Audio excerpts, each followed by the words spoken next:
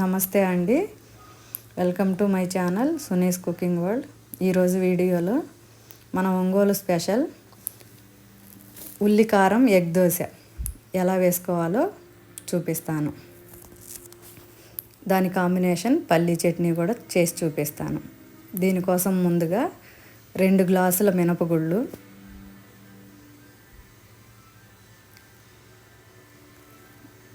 2 గ్లాసులకి 4 గ్లాసుల బియ్యం. ఈ బియ్యం స్టోర్ బియ్యం కాదండి, మాకు ఊర్లో ఒడ్లు బండుతాయి, ఊరు దగ్గర నుంచి తెచ్చుకున్న 74 బియ్యం.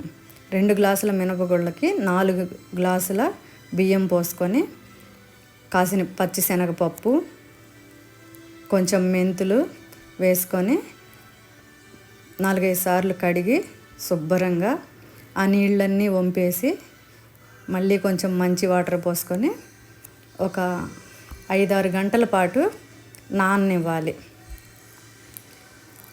దోశలకి మిక్సీలో కన్నా గ్రైండర్లో అయితే పిండి చాలా బాగుంటుంది, దోశలు మెత్తగా వస్తాయి.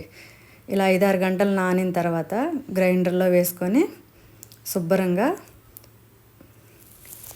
దోశపిండి బాగా మెదిగిన తర్వాత ఒక గిన్నెలోకి మొత్తం పిండి అంతా తీసేసుకొని ఒక నైట్ అంతా మూత పెట్టేసి పులవ పెట్టాలి.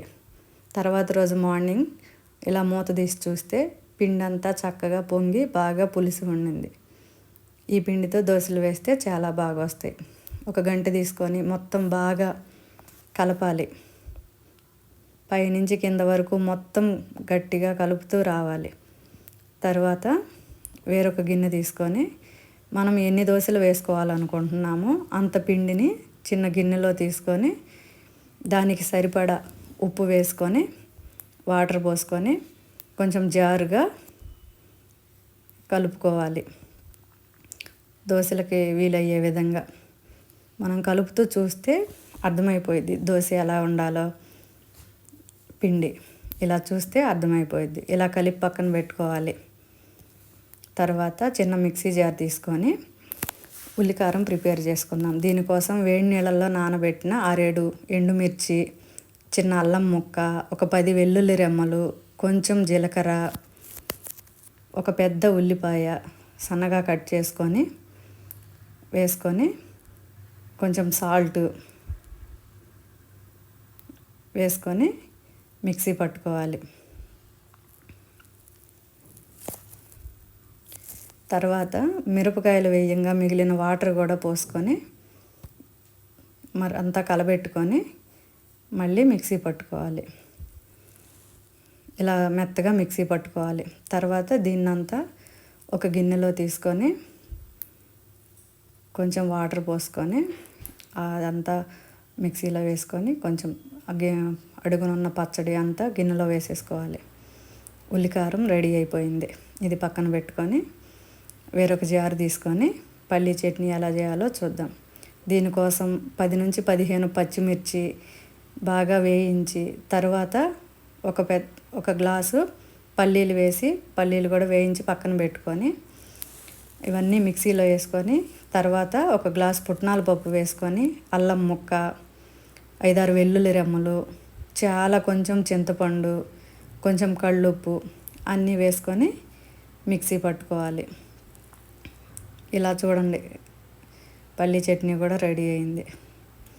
ఇప్పుడు చట్నీలు రెండిటికి పోపు పెట్టుకోవాలి. స్టవ్ ఆన్ చేసుకొని 4-5 టేబుల్ స్పూన్ల ఆయిల్ వేసుకొని పోపు గింజలు, ఎండుమిర్చి, కరివేపాకు వేసుకొని అన్నీ బాగా వేగిన తర్వాత 2 చట్నీలు కొంచెం కొంచెంగా వేసి బాగా కలుపుకోవాలి. చట్నీలు 2 రెడీ అయిపోయాయి.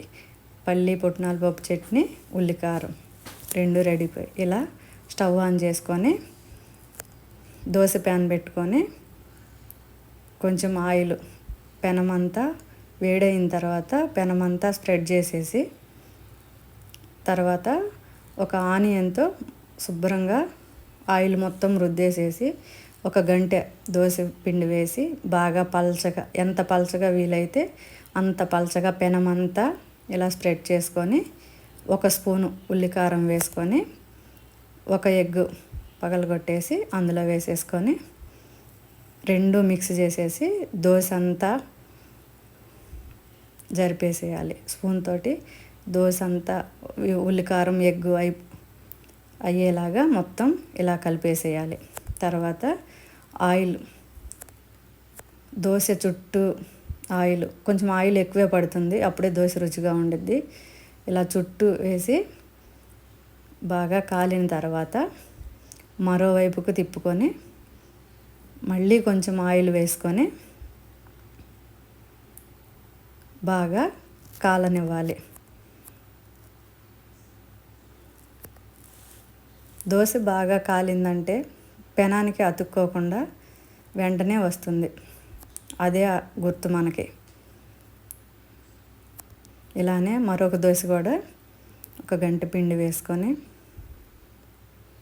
దోశ పెనమంతా స్ప్రెడ్ చేసుకొని ఉల్లికారము ఎగ్గు వేసేసుకొని దోశ అంతా బాగా స్ప్రెడ్ చేసేసుకొని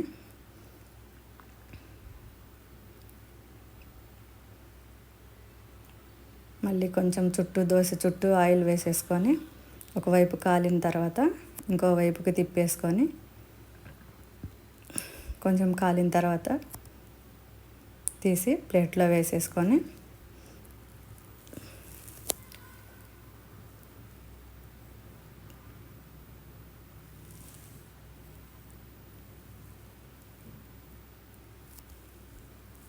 పల్లీ చట్నీ ఉల్లికారంతో తింటే చాలా టేస్ట్గా ఉంటాయి. వారంలో ఒక్కసారైనా ఇలా మా ఇంట్లో చేస్తాము. మా పిల్లలిద్దరికి మా వారికి ఈ దోశలు అంటే చాలా బాగా ఇష్టం. ఈ సండే ఎప్పుడైనా మీరు కూడా ట్రై చేయండి. Thank you for watching. ఈ వీడియో మీకు నచ్చినట్టయితే లైక్ చేయండి, షేర్ చేయండి, మా ఛానల్ని సబ్స్క్రైబ్ చేయండి.